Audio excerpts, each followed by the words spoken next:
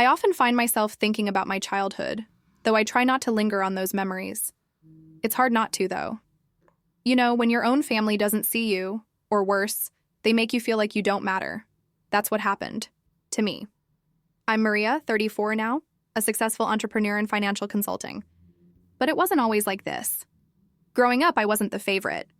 I'm sure a lot of people say that about their families, but in my case, it was painfully obvious. My parents, Carlos and Helena, had a clear favorite, Julia, my younger sister. They always spoke about her achievements like she was a prodigy, showering her with praise and admiration. They'd talk about how she was so talented, how she was destined for greatness, and how proud they were of her. And there I was, always in the background. I didn't seem to have the same kind of special qualities that made her the center of attention. The comparisons started early. I could feel the weight of them. "Why can't you be more like Julia?" was a phrase that haunted me throughout my childhood. It didn't matter what I did. I could get good grades, I could be responsible, but nothing was ever enough. In their eyes, Julia was perfect. She was the one who got the best grades, the one who played the piano better than anyone else, the one who could charm anyone in the room. She was everything they wanted me to be and more. And me? Well, I was just there. Trying, always trying, but never quite fitting into the mold they'd made for me. There were days I felt like I didn't even exist in my own home. When I was younger, I tried so hard to get their attention, to be noticed. I worked extra hard on my school projects, did my best at anything I could do just so they'd look at me and say, "Well done, Maria." But all I got were empty words. "You did fine," they'd say, or worse, nothing at all. I remember one time, after a big academic award, they didn't even bother to show up. Instead, they took Julia out to a fancy dinner to celebrate her latest accomplishment. That was the moment I realized they would never see me. I learned early on that approval from them wasn't something I could count on, and that hurt, more than I could ever explain. But something in me snapped that day. I think it was a turning point. I stopped trying to fit into their mold. I stopped wanting their validation, and I stopped hoping they would love me the way I wanted. The truth was, they probably never would. It wasn't easy. It didn't happen overnight. But I began to withdraw from them, emotionally and mentally. I threw myself into school, not for their sake, but for mine. I realized that if I wanted something, I had to make it happen on my own. I couldn't wait for them to give it to me, because they never would. The love I craved, it wasn't going to come from them. I started to focus on what I could do for myself. I had a stubborn streak in me, one I didn't even know existed until I started to see it in action. While Julia was the family's pride and joy, I became determined to be something more than just the girl in the background. I wasn't going to live my life wishing for their approval, or waiting for them to notice me. I was going to prove to myself that I could be someone, even if it meant doing it all alone. As time went on, it became clear. I wasn't just trying to get out of their shadow. I was trying to escape from the weight of their indifference. I dreamed of being somewhere else, somewhere far from the family that had made me feel like an afterthought. I wanted to build a life on my own terms. And maybe, just maybe, I'd find a place where I could finally feel like I belonged. But at that point, I still didn't know how to do it. I didn't have a plan. I only knew one thing for certain. I wasn't going to wait around any longer for a family that would never love me the way I needed. I was going to find my own way. And whatever that meant, I would figure it out, one step at a time. When I finished high school, I knew exactly what I wanted, to go to college. But honestly, I had no idea how I was going to make that happen. My grades were good enough to get me in, but the biggest hurdle wasn't going to be the exams. It was at home. My parents had never once offered to help with college. They only cared about what Julia was doing. And of course, Julia had their full support. She always did. I started planning everything, even knowing that the only support I would get would be from myself. I worked as many part-time jobs as I could, saving every penny I could get my hands on, and I applied to colleges. I knew that the only way I was going to move forward was to do it on my own. The time came to tell my parents. I knew what they would say, but I had to ask. I still held on to this tiny sliver of hope that somehow things would be different, that maybe, just maybe, they would support me the way they had always supported Julia. So I sat down with them in the living room and said, I want to go. To college, I'm applying, but I need your help with the tuition. They looked at me like I'd just asked for something completely unreasonable. My dad, Carlos, leaned back in his chair, exhaled, and shook his head slowly. College, Maria? He said, almost as if the idea was laughable. You're not really the academic type, are you? Julia's the one who needs to go to college. She's the one who's going places, not you. His words cut deeper than I'd like to admit. I felt the weight of his rejection settle in my chest. I tried not to show it, but my heart sank. I couldn't believe he said that so casually, as though I wasn't even worth the effort. My mom, Helena, didn't say anything. She never did when Dad spoke. She just gave me that look, the one she always gave when she was silently agreeing with him. It was like I wasn't even there. I wanted to shout, to say something, but I knew it wouldn't matter. I would just end up feeling even smaller than I already did. I tried again, pushing past the lump in my throat. I know it's a lot to ask, but I really want this. I want to make something of myself. Make something of yourself? My dad laughed. You don't need college for that. You'll be fine. You can always work like Julia did. No degree needed. Julia, of course, was the golden child. The one who didn't have to struggle, the one who didn't need to prove herself. Everything came easily to her, and my parents made sure I knew that. And now, they were telling me that I was just fine the way I was, that college wasn't something I needed. I felt a mix of anger and despair. How could they not see it? How could they not see that I was different, that I was capable of so much more than they ever gave me credit for? But I also knew something else in that moment. I wasn't going to wait around for their approval anymore. It hurt, yes, but it was also freeing in a strange way. I didn't need them to get into college. I didn't need them to give me permission. To have a future, I left the room that night with my head held a little higher. I didn't know how I was going to make it work, but I knew I would. No one else had to believe in me, just me. I didn't need their money. I didn't need their support. I had already been supporting myself for years, doing everything I could to survive under their roof. So, I found a way. I worked harder than I ever had before, picking up odd jobs and working late into the night. I didn't care how exhausted I was.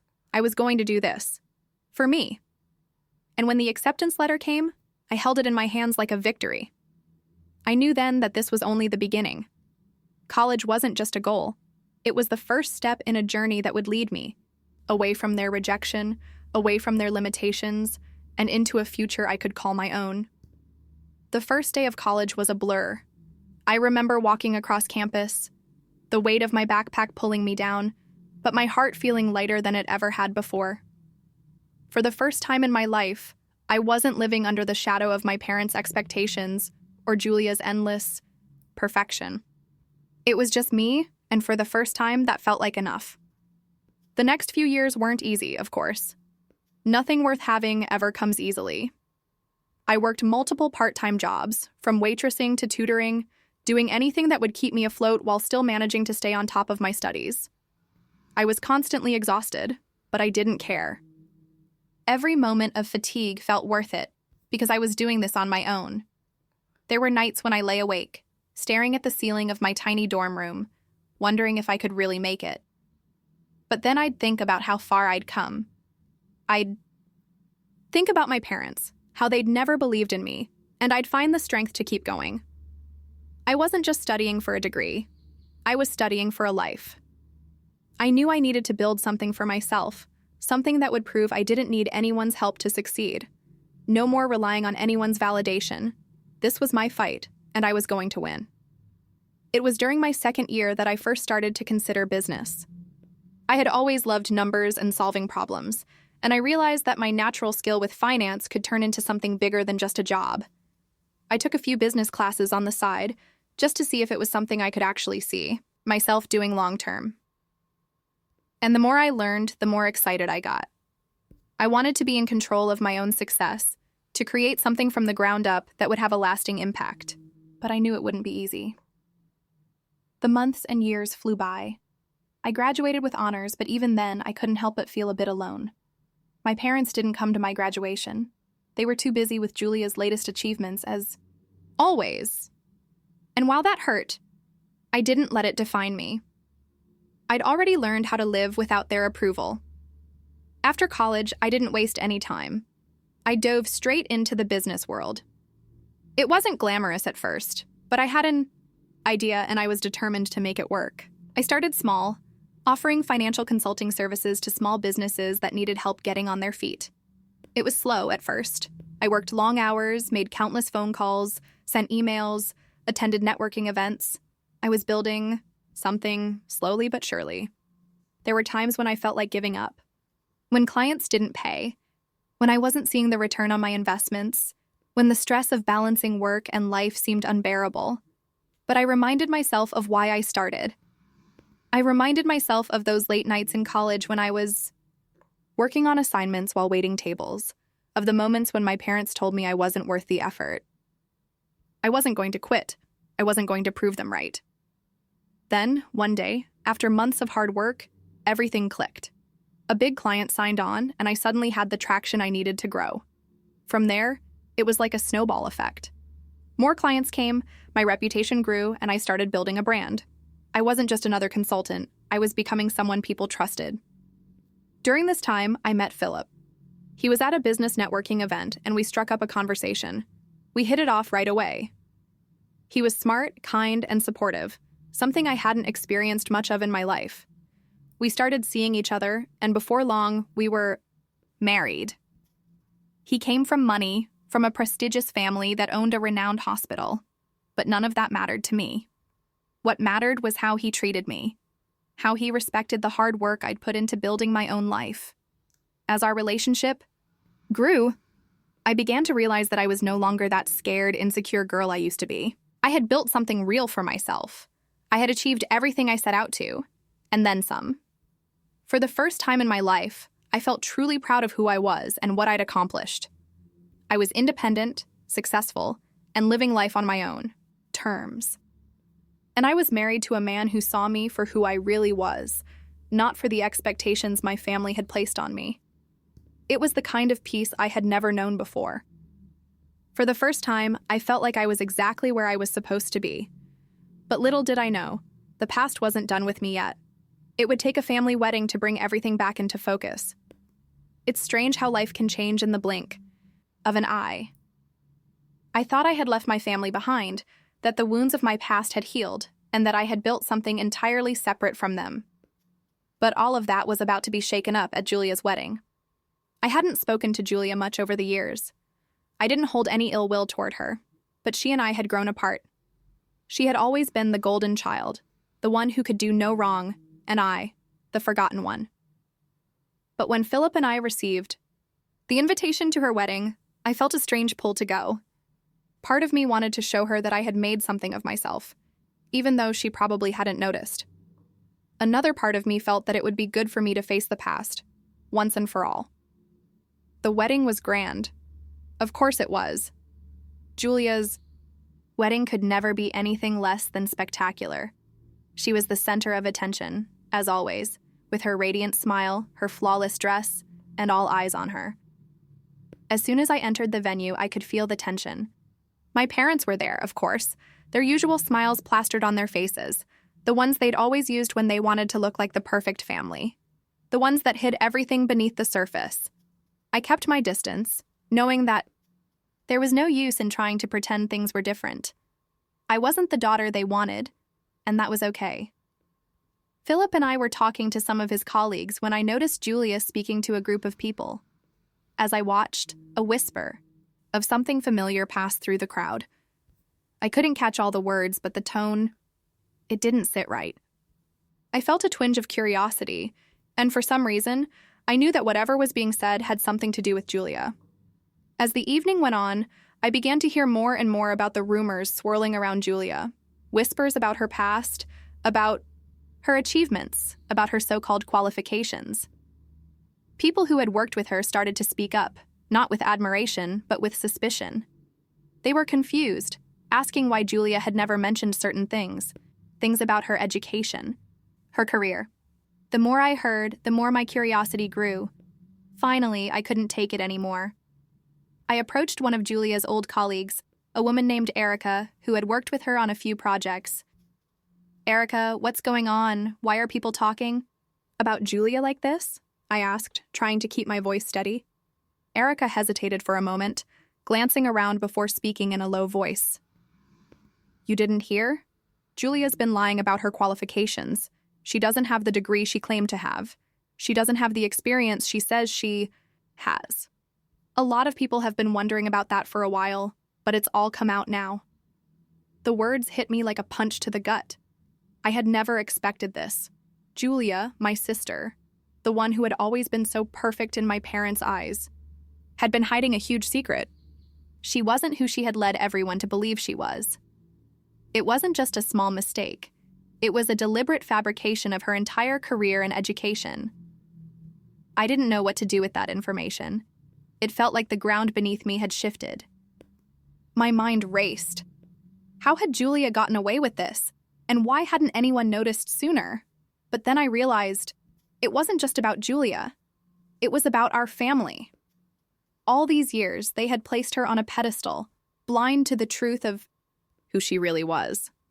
And here I was, the daughter they had dismissed, the one who had worked hard, struggled, and fought for every inch of success. And suddenly, I could see it all so clearly. The truth was that I had become everything they never thought I would be. I had fought my way out of their neglect and indifference. And Julia had built her life on lies. I looked over at my parents, who were completely oblivious to what was happening. They were laughing, chatting as if everything was perfect. They still adored Julia, still believed in the story they'd created for her. And in that moment, something in me snapped. I realized I didn't need to prove anything to them anymore. They would never see me the way I wanted them to. But now, I didn't care. I had my own life, my own family, my own successes. Julia's lies didn't change that. Later that evening, I confronted my parents. I wasn't angry, I was just done. Done with the expectations, done with trying to fit into a family that didn't even know me. "You should know what's been going on," I said quietly. "Julia isn't the person you think she is. She's been lying about everything." Their faces went pale, and for the first time, I saw a crack in their perfect facade. But it didn't matter. I had already moved past them, already built a life for myself that didn't need their approval. Julia's wedding had revealed more than just her secrets. It had revealed the truth about everything. I wasn't the one who had been lost in the shadows. She was, and for the first time, I felt free. I didn't expect the aftermath of Julia's wedding to hit me as hard as it did. In some ways, I thought I'd already let go of my family. But after everything that came to light, I realized that I hadn't truly severed the ties. I had been living my life on my own terms, but I had still been holding on to the hope that somehow my parents would see me, that they would recognize my worth, that they would finally acknowledge the person I had become. But that night, after everything had unfolded, I knew deep down that I would never get that from them. Not in the way I wanted. They would always see Julia as the golden child, the perfect one, and I would always be the daughter they forgot. And for the first time in my life, I understood that I didn't need their approval. I didn't need them to validate my existence. The phone calls started a few days after the wedding. My parents reached out, first in anger, then in desperation. They didn't want to confront the truth about Julia's lies, but they couldn't ignore it anymore. They wanted to make things right, but I knew they were only doing it for themselves, not for me. They were afraid of losing their precious image, the perfect family that had always existed in their minds. And they thought that I, the daughter they had pushed aside, could somehow fix everything. It was my mother who called first. "Maria, you need to understand. We're still your parents. We love you. We've made mistakes, but we're family. Please, we need you." I listened to her voice crack, the same voice that had once told me I wasn't good enough, the voice that had chosen Julia over me time and time again. There was a time when I would have cried, begged for their love, pleaded with them to see me. But that was before I knew the truth. That was before I realized I didn't need them. Not anymore. Mom, I said, keeping my voice steady. You've made your choice. You chose Julia, and I'm done being the one who gets left behind. I'm not here to fix anything for you. I have my own family now, my own life, and I'm not going back. There was silence on the other end, a long, painful silence. I could hear the disbelief in her breath, the hurt that came from a place of guilt and shame. But I wasn't backing down. I wasn't going to let her guilt me into accepting a love that wasn't genuine, a love that had always come with strings attached. My father didn't take it well either. When he called, his voice was cold, accusing. You've abandoned us, Maria. After everything we've done for you, you turn your back on us for something as stupid as this? You're going to regret this. His words were harsh, but they didn't sting like they used to. I had spent so many years waiting for their approval, trying to earn their love, and now I saw it all for what it was. They had never given me what I needed, and it was time to stop waiting for them to change. I don't need you to approve of my decisions anymore, I replied, my voice calm but firm.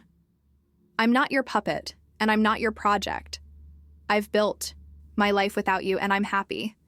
I'm not going to be your scapegoat anymore. I ended the conversation before he could say more. And just like that, I cut the last thread holding me to them.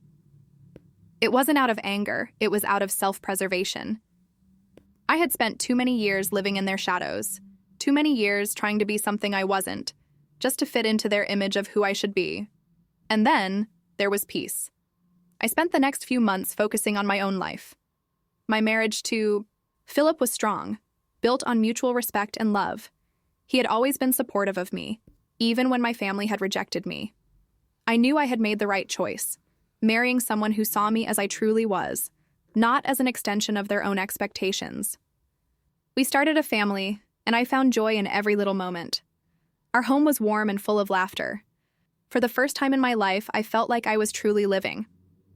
As for my career, it continued to grow. I expanded my business, reaching new clients and achieving goals I had once only dreamed of. The satisfaction of knowing I had built everything, from the ground up with my own hands, was more fulfilling than anything my parents could have given me. I no longer needed their approval. I no longer needed to be their idea of who I should be. I had found my own way, and it was enough.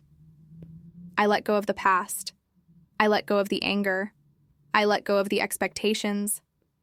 I stopped trying to fix something that was never meant to be fixed. My life was mine, and I had built it with my own strength, my own determination, and my own love, and that was more than enough. Months passed after my final conversation with my parents, but the weight of that decision still lingered in the air. There were days when I felt the gravity of the choice I had made, but those moments became less frequent as I settled into my new life. I was no longer haunted by the constant need for validation or approval from them. Instead, I found a quiet strength in myself, a certainty that I had done the right thing. The burden I had carried for so long was finally lifted, and I could breathe without that invisible weight on my chest. But even with that peace, there were moments of doubt, moments when the silence from my parents felt too deafening. I had walked away from everything I had once known, from the family that had shaped my life, no matter how toxic their influence had been. At times, I wondered if I had made a mistake, if there would ever be a time when I could reconnect with them and heal the wounds that had been left open for so long. Then one afternoon, my phone buzzed. It was an unexpected message, one that I almost didn't want to open. It was from my mother. Maria, I've been thinking a lot. I know I made mistakes and I've tried to reach out before, but I understand now why you've distanced yourself. I don't expect things to go back to how they were, but I want you to know that I'm sorry. I never meant to hurt you. Please think about this. I love you. I stared at the screen for what felt like an eternity. I had read those words over and over, trying to decide how I felt. Part of me wanted to believe her, to hope that this was a real apology. But another part of me, the part that had spent So many years fighting for recognition and love felt a sharp, painful reminder of the past. I had given them so many chances, and each time, they had let me down. I took a deep breath and set the phone down. I didn't have to respond right away. I didn't have to answer out of guilt or obligation. I had to answer based on what was best for me, for my family, for the life I had worked so hard to build. A few days later, I spoke to Philip about it. I had kept the message to myself, not wanting to bring it up, but the weight of it was too much to ignore. "What do you think?" I asked him, sitting on the couch next to him, my voice soft. "Do I owe her a response?" Philip looked at me, his expression thoughtful but gentle. He had always been supportive, never pushing me to make decisions I wasn't ready to make. "You don't owe anyone anything, Maria. Not them. Not anyone. You've built a life you're proud of, a life that's yours. If you choose to respond, it has to be because you want to, not because you feel like you should." His words were exactly what I needed to hear. I didn't need to let my past dictate my future. I had created something of my own, something that was strong and true. My family, my real family, was the one I had made with Philip and the children we had together. They were the ones who saw me for who I was and loved me, flaws and all. I let the message sit for a few more days, weighing the decision carefully. And finally, I realized that I had already answered it, in my heart. I didn't need to respond out of anger, but I also didn't need to open the door to a relationship that had only ever been hurtful to me. So I did what felt right. I let the message go unanswered. And I felt lighter, as if a small piece of me that had been tethered to the past had finally been released. Over the following months, I continued to focus on the life I was building. My business grew in ways I hadn't imagined, and I started thinking about expanding even further. The world was full of possibilities, and I was determined to seize them all. Philip and I took our children on trips, making memories and building a foundation of love and support. It was everything I had always dreamed of, and I was living it. I realized that my real family wasn't the one I was born into. My family was the one I had chosen, the people who supported me, the ones who loved me for who I truly was. And that was enough. More than enough. As for the past, it didn't define me anymore. I didn't need to look back to understand who I was or who I had become. The pain and the rejection, the neglect and the lies. It was all just part of the story, but it no longer had a hold on me. I had broken free from that chapter, and I was writing my own. And in that quiet, peaceful space, I found something I had never had before. True freedom